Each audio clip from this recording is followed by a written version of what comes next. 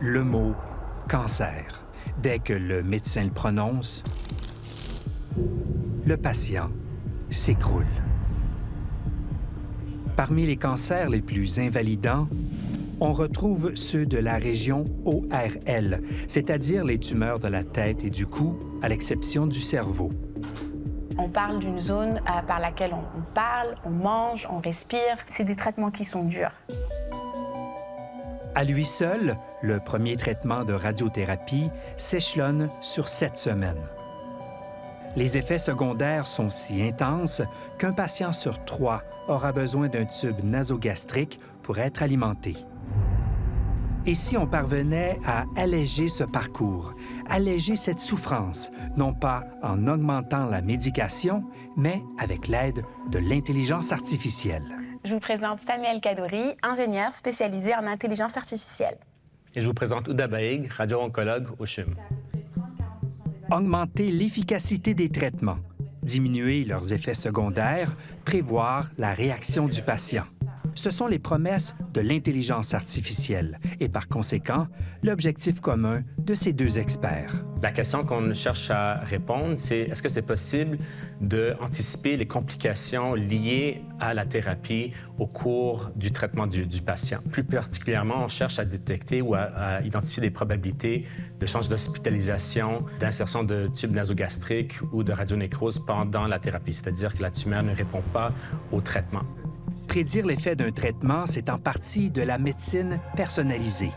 Pour y arriver, les objectifs sont clairs. Le premier, c'est d'être capable de prédire tôt les effets secondaires des patients pour pouvoir intervenir rapidement et essayer de les réduire pour que justement le traitement soit moins intense pour les patients et plus tolérable et qu'ils aient même moins d'effets secondaires. En étant capable de prédire ces toxicités-là tôt, on a des possibilités d'intervenir et d'éviter que les choses ne se compliquent. Ce qu'on veut faire aussi avec ce projet-là, c'est de rendre les traitements moins intenses pour des patients qui n'ont pas besoin d'autant d'intensité pour arriver à contrôler le cancer.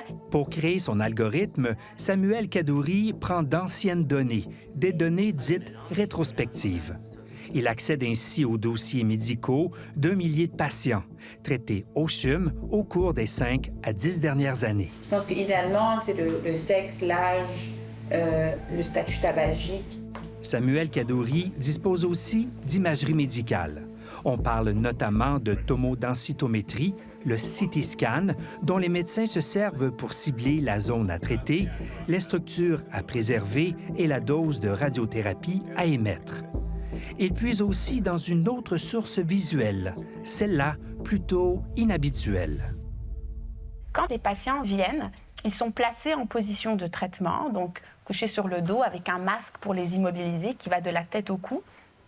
Et on prend ce qu'on appelle des cone beam CT. Ce sont des imageries, des CT scans, essentiellement des images à 3 dimensions de piètre qualité et dont l'objectif est vraiment de placer le patient en position similaire au jour zéro. L'ingénieur devait donc trouver un sens à ces images de piètre qualité. Ces images-là contiennent de l'information anatomique qui est largement inexplorée dans le sens où nous, on les voit pour s'assurer qu'il n'y a pas des fontes majeures de l'anatomie du patient, etc. Mais on ne va pas les utiliser au quotidien pour en extraire de l'information. Et l'idée du projet, c'est d'aller regarder ces images-là et voir qu'est-ce qu'elles nous donnent en termes d'informations sur comment le patient est en train de répondre, comment la tumeur est en train de fondre, comment l'anatomie du patient est en train de changer, et est-ce que cette information-là peut nous aider pour informer des décisions pour des traitements plus précis. Eh bien, grâce à l'intelligence artificielle, Samuel Kaddouri est parvenu à faire parler ces images, à trouver des indices permettant de prévoir la réaction du patient à ces traitements. Au grand plaisir du Dr Baig. Pour l'instant, c'est très, très encourageant, c'est qu'on est capable de prédire tôt quels patients vont avoir besoin d'un tube nasogastrique, donc d'un tube alimentaire, quels patients auront besoin d'être hospitalisés, ça c'est aussi très important. La précision de l'intelligence artificielle est même légèrement supérieure à ce que concluent les études faites à partir d'immenses cohortes de patients. L'avantage avec l'intelligence artificielle, c'est qu'elle offre une prédiction personnalisée. On a quand même eu des taux de précision au-dessus de 75 sur à pouvoir détecter les événements qui sont vraiment survenus uniquement à partir des données des examens d'imagerie ou des données qui sont disponibles dans le dossier du patient. Ça permet d'apprendre quelque chose sur une cohorte plus homogène. Le modèle d'intelligence artificielle a été entraîné uniquement sur 1100 patients. C'est donc trop peu pour confirmer son efficacité. Un autre défi, c'est au niveau de la variabilité qu'on observe au niveau de la population. Donc, idéalement, c'est qu'on a une représentation vraiment globale de la population et qui permettra d'avoir des systèmes qui vont être entraînés sans avoir un biais vers une certaine population cible. Une étape importante sera franchie dans quelques mois. On a une étude qui s'en vient où on va justement évaluer cet algorithme-là chez des patients presque en temps réel. En cours de traitement, on va pouvoir évaluer les images et faire des prédictions, essayer d'intervenir et voir si effectivement cet outil peut nous aider à réduire les effets secondaires et améliorer la qualité de vie chez les patients. En résumé, on a deux cohortes de patients. Un randomisé, il y aura la prise en charge normale. Une deuxième qui va être suivie avec ces outils d'intelligence artificielle. Et on va comparer ces deux cohortes de patients pour voir si l'utilisation de l'intelligence artificielle dans cette cohorte a eu un bénéfice. Si l'intelligence artificielle parvient à faire ses preuves, il faudra réfléchir à la manière de l'intégrer dans la prise en charge du patient.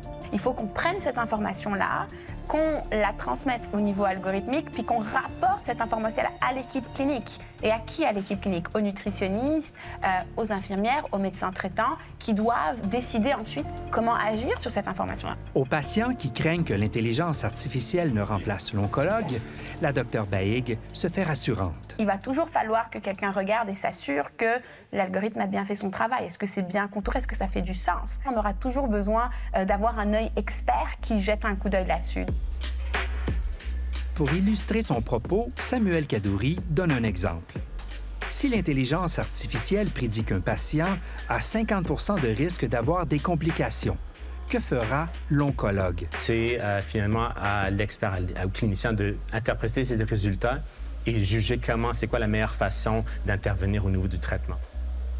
Et le patient dans tout ça? Si on est capable de dire à un patient, voici les risques et voici les chances que les choses fonctionnent avec plus de précision, est-ce que ça changerait le genre de décision qu'il prendrait? Je dirais le but ultime de l'intelligence artificielle comme oncologue, c'est d'améliorer les soins des patients, de pouvoir leur offrir des informations plus précises pour qu'ils prennent des décisions aussi qui sont en adéquation avec ce qu'ils souhaitent, avec leurs valeurs.